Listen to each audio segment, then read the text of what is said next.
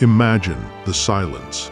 Not the quiet silence of an empty house, but a deafening silence, filled only by the roar of the ocean and the cry of birds who know no man. Imagine the regret, that knot in your stomach from a decision that, in the blink of an eye, erased your entire world. You are alone, completely alone. This is not a fairy tale. This is not fiction. This is your life, and you must survive. You are born in 1676 in Lower Largo, Scotland. The name they give you is Alexander Selkirk. From an early age, the world seems too small, the rules too tight. You have a strong temper, a thirst for something your small town cannot offer. The sea calls. It is a promise of fortune, of danger, of freedom. In 1703, you answer that call. You join an expedition of privateers, buccaneers sanctioned by the crown to plunder enemy ships. Your ship is the Cinque Ports, and your captain, Thomas Stradling. The promise is gold, but what you find is tension, disease, and a ship that groans under the strain, slowly rotting beneath your feet. September 1704. The Cinque Ports anchors off the coast of an uninhabited island in the Pacific Ocean, 700 kilometers from the coast of Chile. Its name is Mas a Tierra. To you, it is a temporary refuge. For the ship, it's a chance to resupply. But you look at the corroded hull, at the fragile planks, and a cold certainty washes over you. This ship will not hold. It will sink, and all of you will die in the cold embrace of the ocean. You confront Stradling. The argument is ugly, filled with pride and defiance. In a fit of rage and conviction, you declare that you would rather stay alone on that island than reboard that floating coffin. You expect him to back down, for reason to prevail. But he doesn't. He takes you up on your offer. Your companions row to the shore. They leave you with a musket, some gunpowder, a hatchet, a knife, a pot, and your Bible. You watch them leave, the boat becoming a speck on the horizon. Regret hits, instant and brutal. You scream, you beg for them to return, but your words are swallowed by the sound of the waves. The Cinque Ports weighs anchor and disappears. And then, the silence. The first days are a blur of panic and despair. Loneliness is a living creature that haunts you. You sit on the beach, day after day, waiting for a ship that does not come. The thought of using your musket on yourself is a constant temptation. What stops you?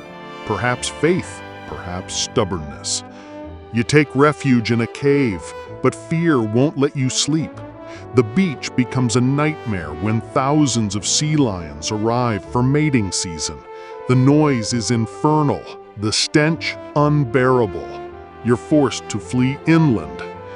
And it is there, in the heart of your prison, that you find your salvation. You discover a hidden paradise, fertile valleys, wild turnips, fruits, and most importantly, wild goats. They were left by other sailors, generations before you. At first you hunt them, but your gunpowder runs out. So you learn to run. You become faster, stronger. Your feet harden into leather. You chase down the goats, tackling them with your bare hands. You domesticate them, ensuring a steady supply of milk and meat. But there are other inhabitants, rats. Big as fists, they gnaw at your clothes and your feet as you sleep. The solution? You tame the island's feral cats, turning your predators into your bodyguards. You build 2 huts from pimento wood, one for cooking, one for sleeping. You learn to make fire by rubbing sticks together. And every night you read your Bible. The holy words are not just comfort, they are the thread connecting you to your sanity, to your language, to the man you once were. This fight for sanity is perhaps the hardest battle. If you're immersed in this journey of survival, consider subscribing to the channel.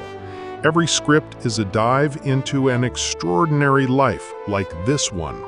And Selkirk's was far from over.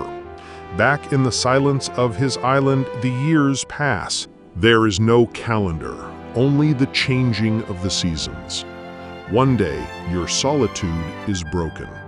Two ships appear on the horizon. Hope surges, but quickly turns to terror. The flag is Spanish, your enemies. To be captured means a likely death or a life of slavery in the mines. They come ashore. You run, heart hammering against your ribs.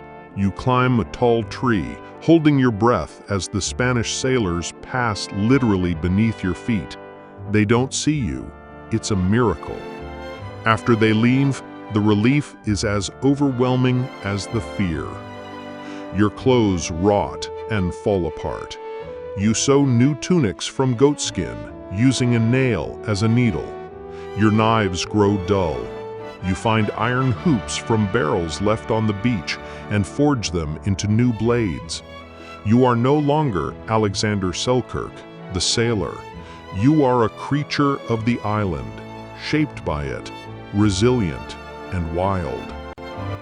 Then, on February 1st, 1709, after 4 years and 4 months, something different happens. Another ship. This time, the flag is British. You light a signal fire, the smoke rising into the sky. A longboat heads in your direction. The men who disembark can hardly believe their eyes. A human figure, clad in goat skins, looking more savage than any native. Your voice, from disuse, is an almost intelligible croak. The ship's captain, Woodes Rogers, is shocked and fascinated. And the fleet's pilot? It's William Dampier, your old commander, the man who knew you before the island. You have been rescued. Back in civilization, your story is a sensation. You are a celebrity, the castaway who survived against all odds. Your tale reaches the ears of a writer named Daniel Defoe. He uses it as the inspiration for a book that will become immortal, Robinson Crusoe. The world will know your story, but through a filter of fiction. But the civilized world is no longer your home. The walls feel like they're closing in. The noise of the cities is an assault. You return to the sea, to the only life that still makes sense.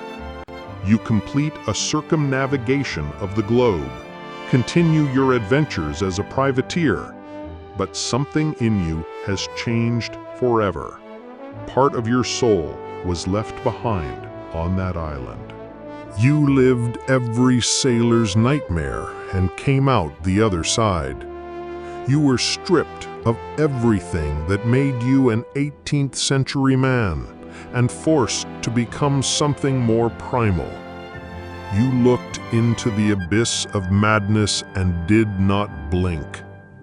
Your story became the story of us all, a testament to the incredible resilience of the human spirit when faced with the absolute void.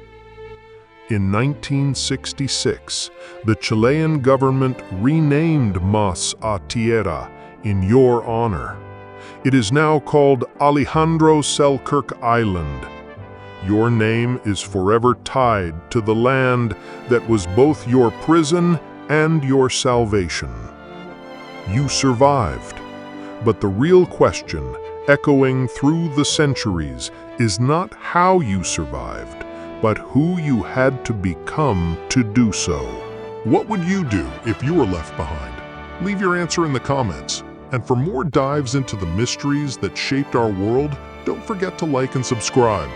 Until next time, keep questioning.